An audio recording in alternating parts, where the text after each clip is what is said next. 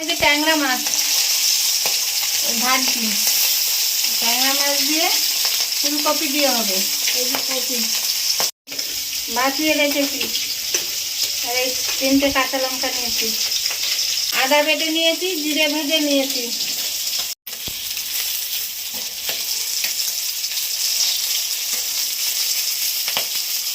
মাছ ভাজা হয়ে গেছে, তুলে নিচ্ছি। তেল দিলাম, কপিগুলো দিয়ে দিচ্ছি, তেল গরম হয়ে গেছে।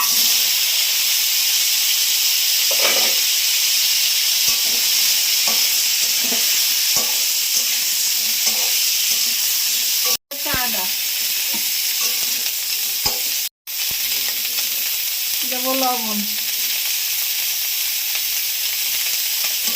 জল দিলাম,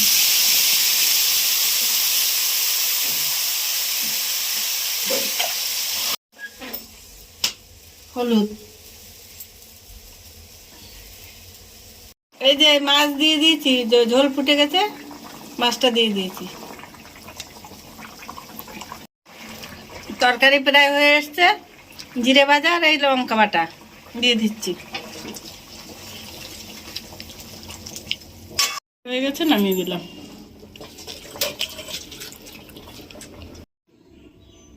এই যে ট্যাংরা মাছ আর ফুলকপি, কি সুন্দর মজে গেছে তরকারি, দেখেন। এইভাবে রান্না করে খেয়ে জানাবেন কেমন হলো।